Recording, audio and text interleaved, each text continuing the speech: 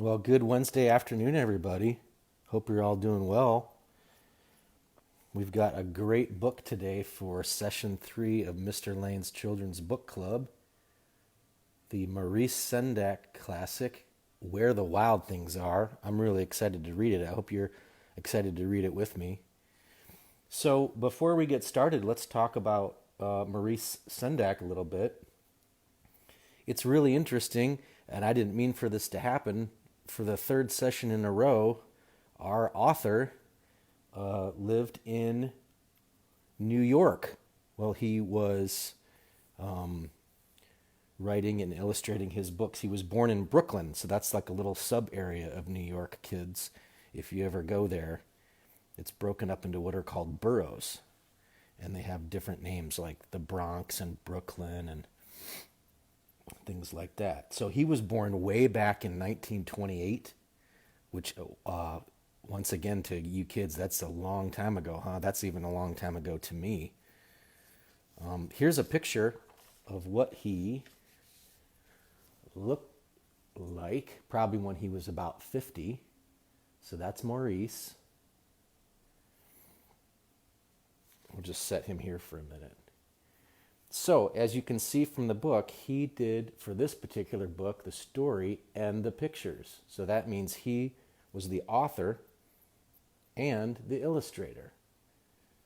But some people don't know this. He actually also did illustrations for other authors as well. And probably his most famous books that he illustrated but did not write the story to is the Little Bear series by Elsa Homeland Minerick. So I don't know whether any of you have read any of her books, but those are cool too if you'd like to check those out. So, some interesting facts about Maurice.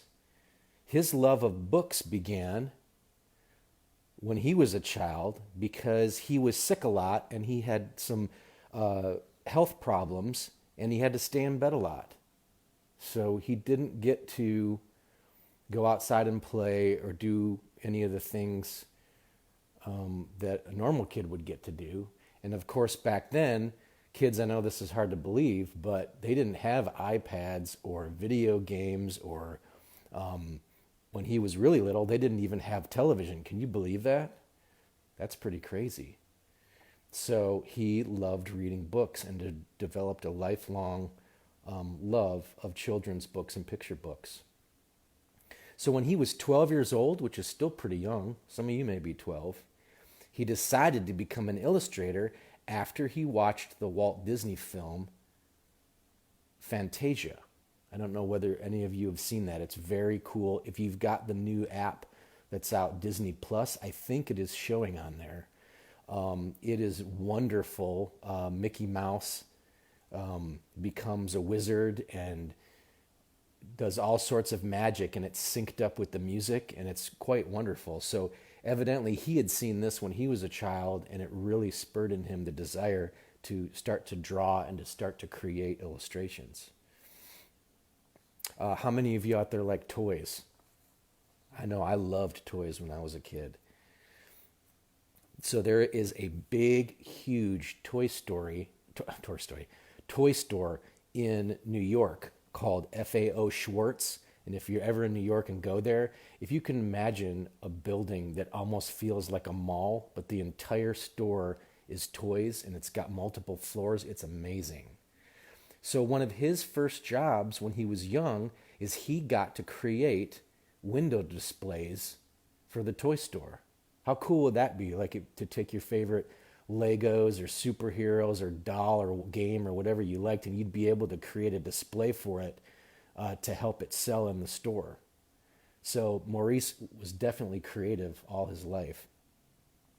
And then something else that I found before we start the story, and actually file this away for when I'm reading the story, because you might see where the kid got the idea for this. Maurice says that a little boy sent me a charming card with a little drawing on it. I loved it. I answer all my children's letters, sometimes very hastily, but this one I lingered over. I sent him a card and I drew a picture of a wild thing on it. I wrote, "Dear Jim, I loved your card." Then I got a letter back from his mother and she said, "Jim loved your card so much, he ate it." That to me was one of the highest compliments I've ever received. He didn't care that it was an original Maurice Sendak drawing or anything. He saw it, he loved it, he ate it. Now, sometimes kids, we have feelings about things. We can get angry and we want to hit out, or sometimes we love something and we just want to squeeze it. Well, for this kid, he loved Maurice's drawing so much, and when he got a drawing in the mail, he was so overcome with joy and loved it, he just ate it, which is silly, but it's a very funny thing that kids will sometimes do. So, all right, guys, so if you have your book and you got your book, let's go ahead and begin the book, Where the Wild Things Are.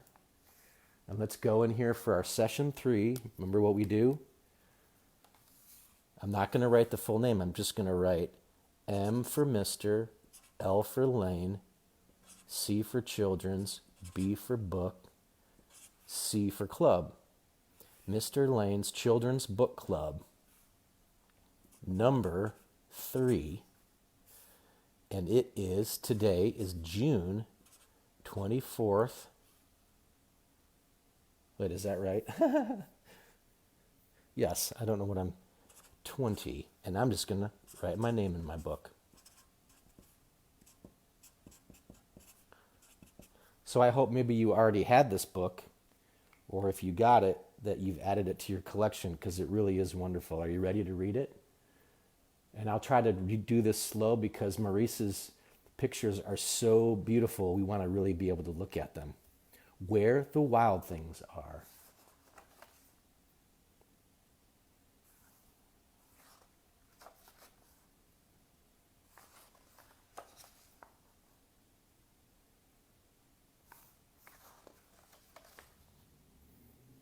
The night Max wore his wolf suit and made mischief of one kind,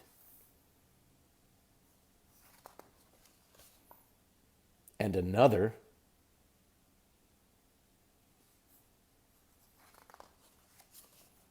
his mother called him Wild Thing, and Max said, "I'll eat you up." So he was sent to bed without eating anything. That very night in Max's room, a forest grew.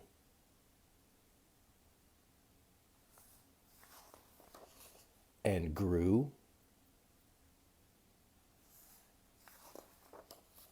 And grew until his ceiling hung with vines and the walls became the world all around.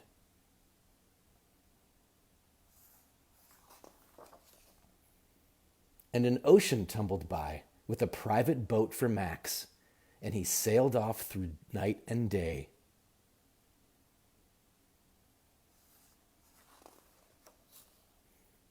And in and out of weeks, and almost over a year, to where the wild things are.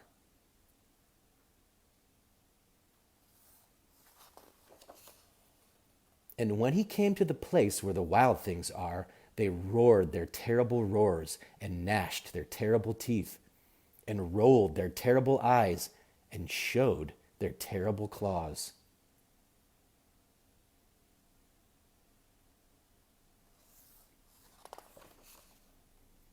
Till Max said, "Be still!"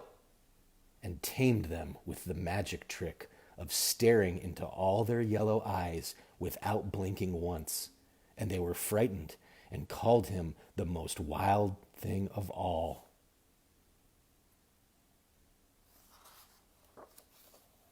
And made him king of all wild things. "And now," cried Max, "let the wild rumpus start."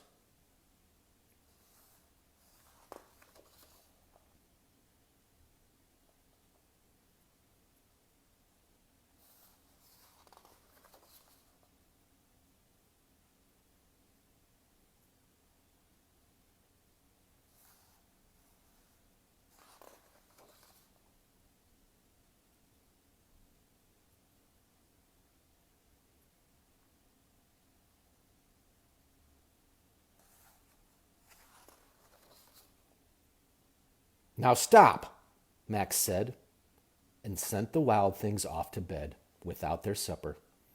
And Max, the king of all wild things, was lonely and wanted to be where someone loved him best of all.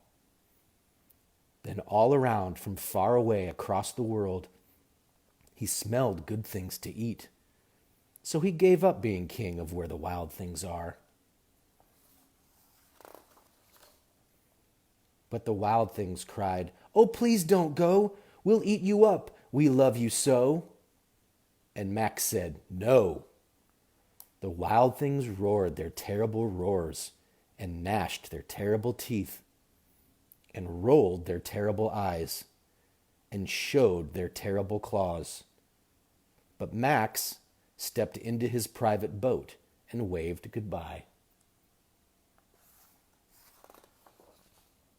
and sailed back over a year and in and out of weeks and through a day and into the night of his very own room, where he found his supper waiting for him.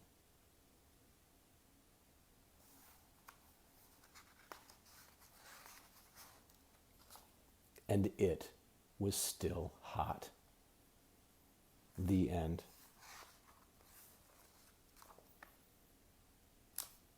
I hope you really enjoyed this story. I really did. And isn't it interesting, kids? If you think about it, do you remember from session number 2, Harold and the Purple Crayon, that he had an adventure as well? And we talked about whether, did we really think it was real or not, or was it in his imagination?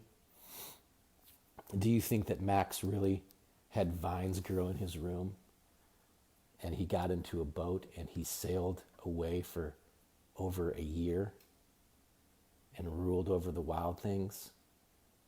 And then he got back in the boat and sailed for over a year. But when he got back, his mom had brought him dinner and it was still warm.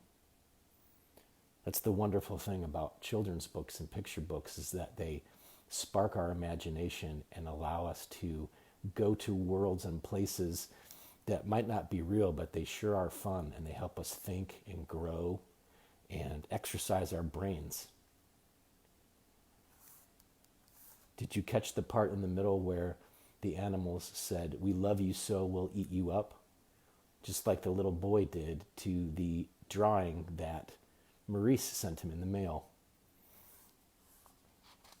Okay, well, I really enjoyed reading Where the Wild Things Are, and I hope you will join me in 2 weeks. Actually, I'll have to look at the date on that, but we will be reading a book by Trinka Hakes Noble with illustrations by Stephen Kellogg, who is a wonderful illustrator. And we'll be reading The Day Jimmy's Boa Ate the Wash, and I will post that. So I will go ahead and I will post Where the Wild Things Are and archive it to the YouTube page and the Facebook page. So if you would like to read this again, you can come do that anytime you would like. So I hope you had a good time, and I would ask any of the parents, please go to my website, layneed.com. I know it's kind of hard to spell, but if you go to my website, you'll see how to spell it. And if you would join my newsletter, I want to, within the next couple months, really start a newsletter to send you out info. My second book in the Pippin series will be coming out at the holidays, and so I have news on that. I'm going to be redesigning my website, and then I've also written some non-picture books, a middle grade book that I hope to have news on soon as well. So I would love you to check that out. And also, when you go onto YouTube, if you search Pippin the Cat, you should find my channel, and we have all of our book club books archived there, so you can read those along at home anytime you'd like. Okay, well, I hope you had a great time reading Maurice Sendak's Where the Wild Things Are, and stay tuned next time for Trinka Hakes Noble's The Day Jimmy's Boa Ate the Wash. Have a great day.